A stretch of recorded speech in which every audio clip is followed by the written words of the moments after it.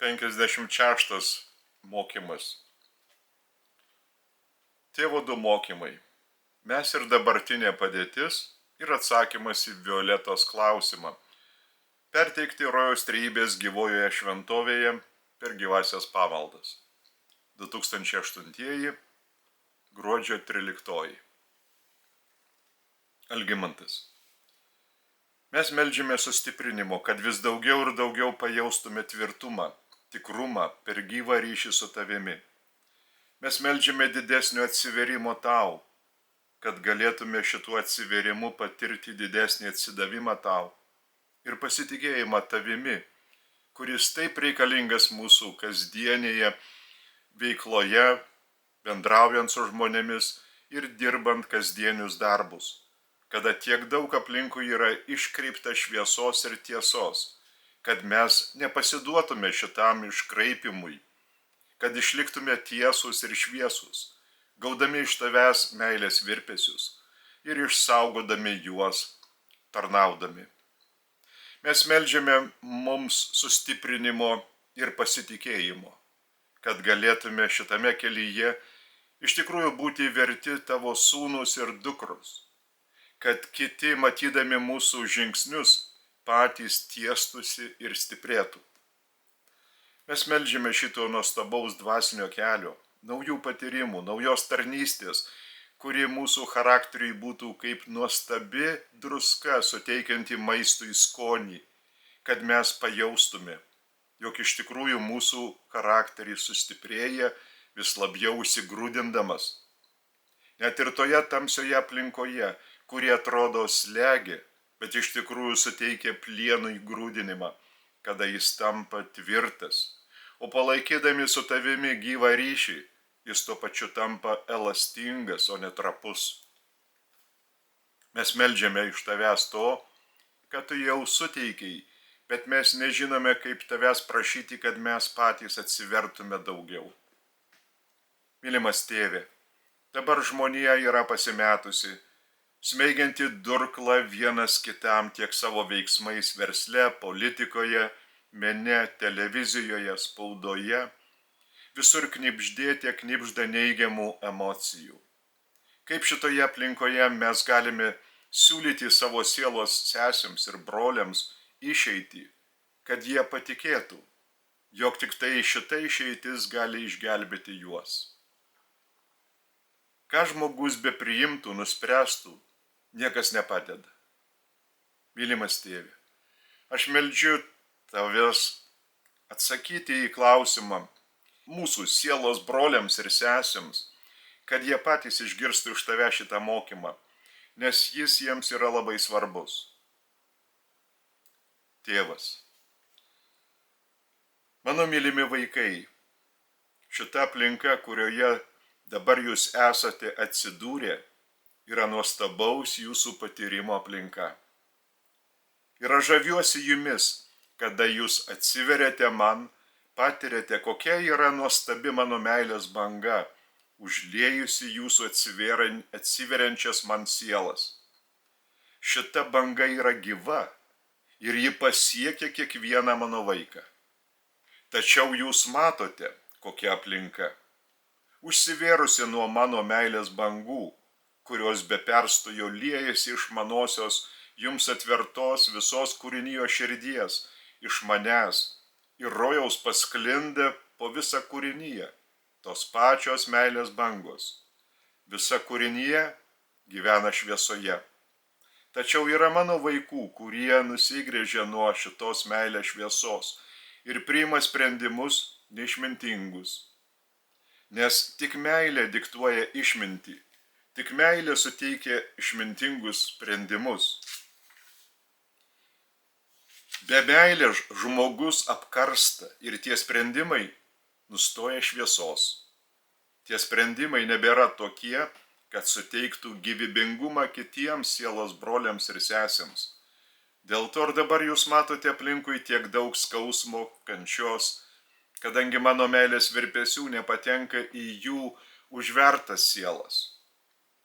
Tačiau kokia yra nuostabi jūsų ištikimybės man demonstravimo arena. Aš žaviuosi jūsų nuostabiu atsidavimu eiti šituo keliu, kai aplinkui tokia yra tamsa, palyginus su mano meile, kada vienas kitą jūs įžeidinėjate, siekiate savo postų, turtų, kada jūs skriaudžiate kitus, norėdami patenkinti savo egoistinius interesus. Ir šitie interesai auga. Auga vien dėl to, kad jūs nematote kito brolio kaip mano vaiko. Jūs nematote tame brolyje ar sesėje manęs. Dėl to šitoje aplinkoje jūs turite nuostabų ištikimybės demonstravimo lauką. Ir šitame lauke jūs stiprėjate daug daugiau, negu gali stiprėti mano vaikai, kuriuos aš myliu vienodai, kaip ir jūs, tokiose planetose, kurios nėra patyrusios tokios tamsos išbandymų ir pasiekusios jau aukštą materialią civilizaciją, kokią esate pasiekę šiuo metu jūs. Tačiau jūsų civilizacija materialių atžvilgių kontrastuoja su jūsų išsivystymu dvasiniu atžvilgiu. Jūs turėtumėte siekti balanso, tačiau jūsų niekas nemoko, kaip jūs turite išlyginti materialios civilizacijos lėkštelės nusvėrimą. Kada jūsų dvasinis išsivystymas yra minimalus, tada šitoji lėkštė yra tiek iškelta į viršų, kad materijos svoris yra milžiniškai nusvėręs lėkštelę į apačią. Šitą svėrimą svarstyklėmis jūs turite išlyginti taip, kaip aš balansuoju jūsų viduje, kad jūs galėtumėte patirti mano vedimą iš vidaus. Aš jūs turiu pasiekti iš vidaus, prisibelsti į jūsų sielą. Aš neturiu jokio kito poveikio, kaip tik tai savo meilės virpesius. Dėl to ir jūs, mano mylimieji vaikai, negalite paveikti savo sielos brolių jokiais kitais išoriniais įtikinėjimais, nes jų užvertos sielos šitų įtikinėjimų nesupranta. Tačiau žinokite, dabartinė padėtis, suteikianti jums naujų galimybių išbandymui, yra jums kaip nuostabiausia dovana dėl to, kad šitame savo kovos lauke, tarp savo abejonių ir gilesnio atsidavimo man, jūs augate patys, jūs stiprėjate ir šitoje kovoje sveiksta jūsų kūnas. Jeigu jūs turite bet kokių materialių ligų, kada jūs kovojate su savimi ir priimate sprendimą mano meilės ir šviesos labui, jūs įveikėte šitą ligą. Nesvarbu, kad civilizacija, kuri taip pat susideda iš mano nuostabių ir pačių mylimiausių vaikų, taip pat turi daugiausia fizinių sutrikimų ir ligų. Jūs negalite jų išgydyti. Jūs galite išgydyti tik patį save. Patie savo kūną, asmeniškai savo, kada jūs kiekvieną sprendimą priimate mano labui. Bet tas sprendimas turi būti priimamas iš meilės, ne vardan fizinio pasveikimo, bet iš meilės. Tik tada šitoji lėkštė yra nusveriama mano labui. Ir kada jūs, net ir dabar negalvojantis, turėdami daugybę fizinių sutrikimų, vis daugiau atsiversite man, jūsų kūnas sveiks. Ir tą pastebės kiti jūsų sielos broliai ir sesės, kurie nėra man atsivėrę. Jie pradės klausti jūsų, kaip atsitiko, kad jūs tapote visiškai sveikas. Štai tada jūs pradėsite jiems aiškinti savo istoriją, dalinsite savo patyrimu ir tai turės poveikio jiems. Nes jie taip pat patirs didžiulę fizinę kančią savo fiziniu pavidalu ir jie taip pat norės pereiti į savo viduje tas pačias kančias, savęs įveikimo ribas, kurias jau jūs būsite įveikę ir dalinsite savoju patyrimu.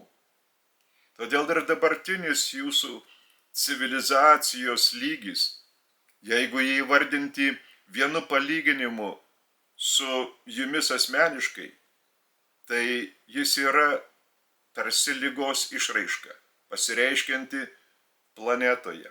Planeta serga, jis serga ir ją susirgdino ne mano meilės virpesiai, bet kiekvieno iš jūsų asmeniškai atsidavimas vien tik tai savųjų interesų tenkinimui.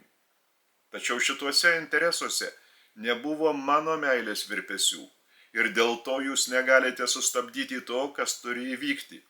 Jūs esate per daug mažytė mano pačių mylimiausių vaikų, kaip ir tie, kurie yra nuo manęs nusigręžę, taip pat yra patys mylimiausi vaikai, jų priimamų sprendimų ir iki tol priimtų sprendimų pasekmių. Šitie karčių pasekmių ateinantys periodai turės didžiulio poveikio ir jums, nes jūs galėsite pademonstruoti dar didesnį atsidavimą man ir ištikimybę man. Ir šitas demonstravimas lygiai taip pat jūs grūdins. Nebijokite nieko. Nebijokite, kas vyks aplinkui jūs.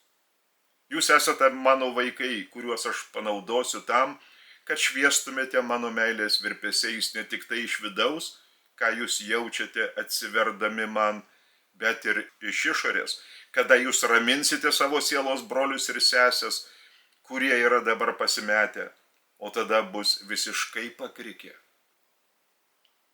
Jūs veiksite kaip mano druska, suteikianti skonį tam maistui, kuris iš tikrųjų yra visa žmonija.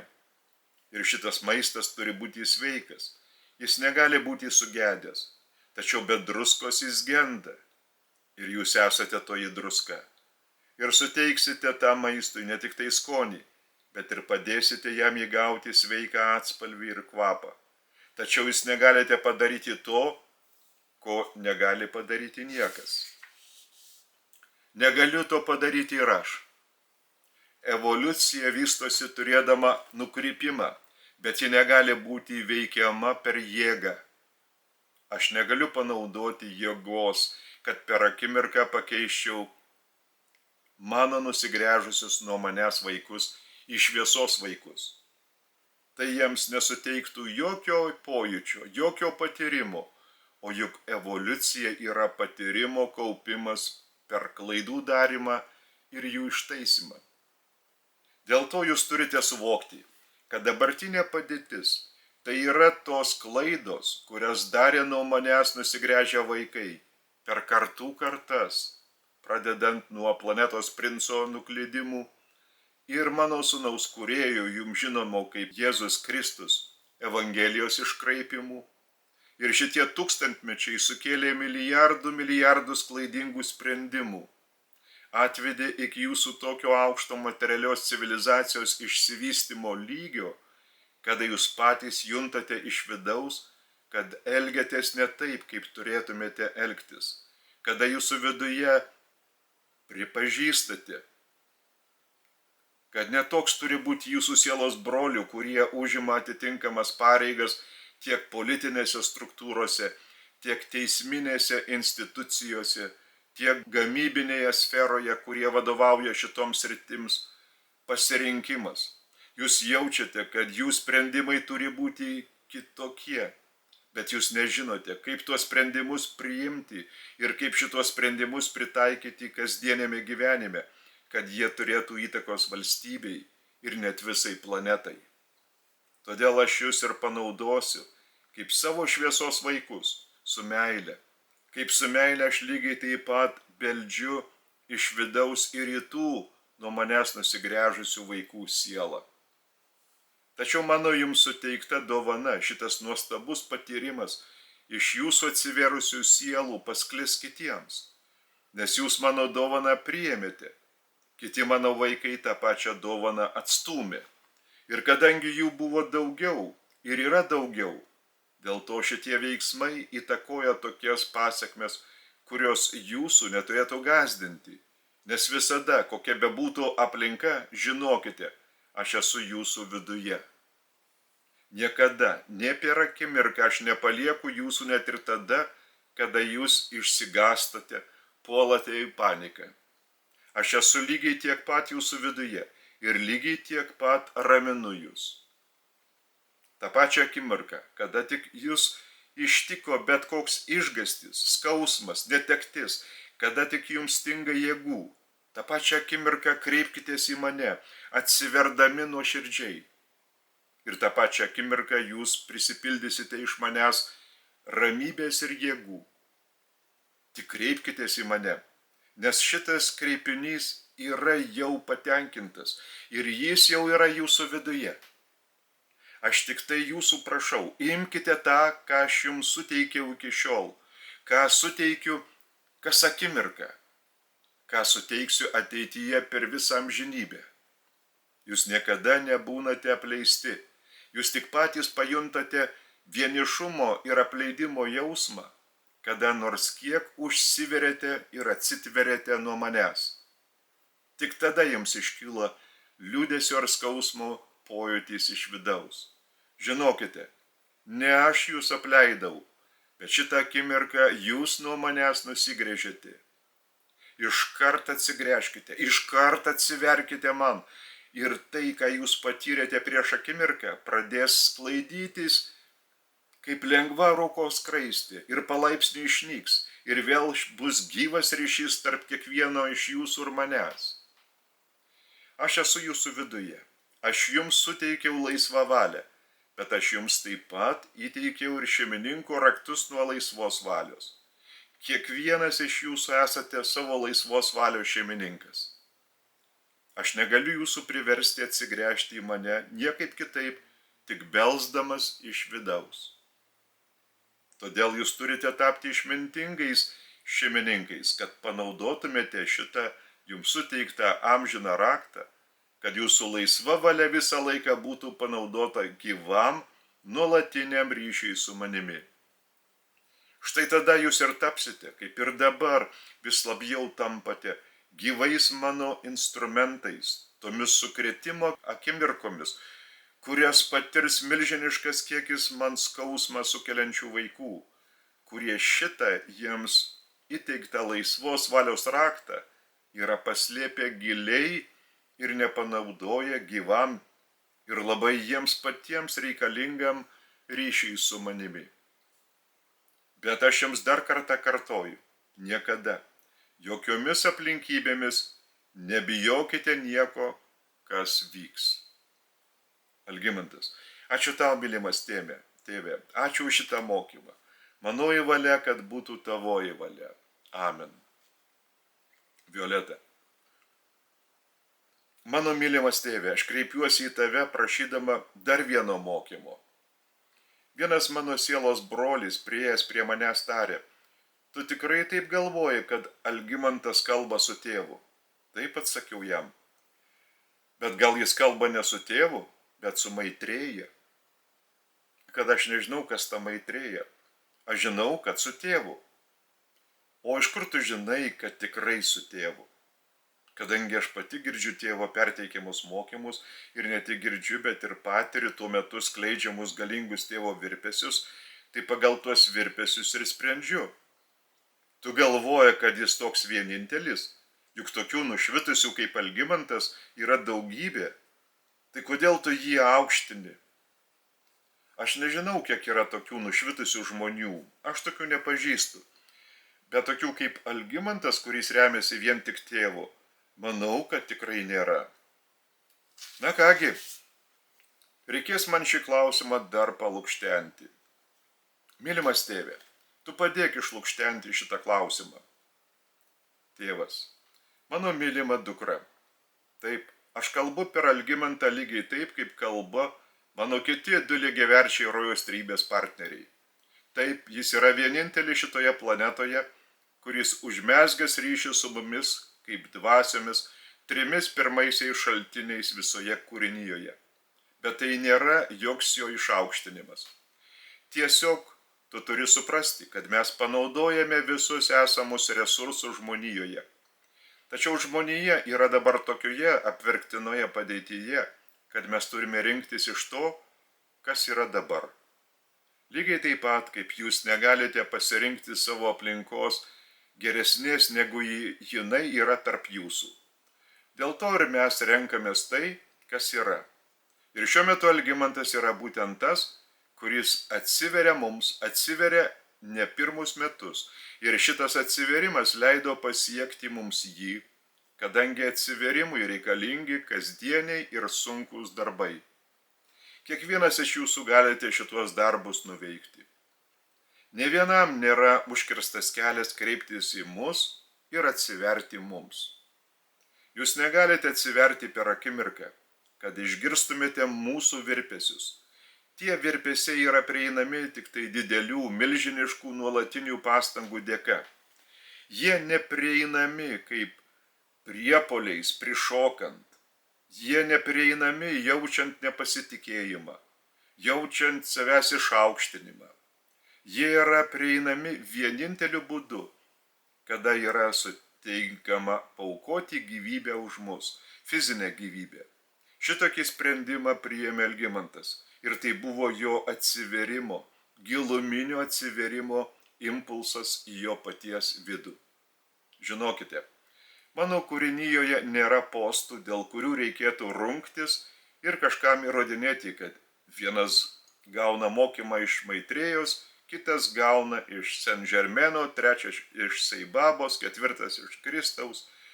Visi mokymai, kupini meilės ir atsiverimo, yra skirtingi, kadangi jie skirti kiekvienam iš jūsų turinčiam skirtingą atsiverimo lygį.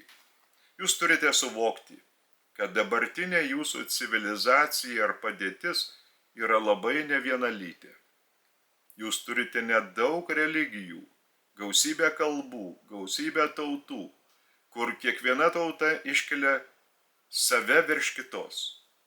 Nėra nė vienos tautos, kuri pasakytų, ne, kita tauta mums mielesnė. Kiekviena iškelia vis savoje kaip geresnė. Valstybė siekia savojo pranašumo. Dėl to tokioje įvairovėje kiekvienas iš mūsų vaikų gauna ir skirtingus mokymus pagal savo atsiverimo laipsnį ir pagal savo pasitikėjimo mumis, bendraujant su mumis laipsnį. Algimantas mumis pasitikėjo tiek, kiek šiandien gali pasitikėti ir atsiverti mirtingasis žmogus, kad neišsigąstų mūsų.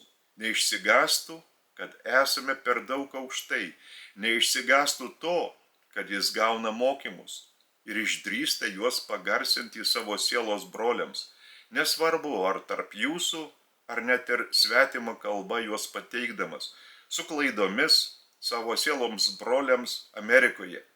Ir jie išsityčioja iš jo ir vis tik jiems jisai pateikia šitos mano mokymus, nes tai yra atsiverimas ir troškimas dalinti šviesą, kurią jis gauna.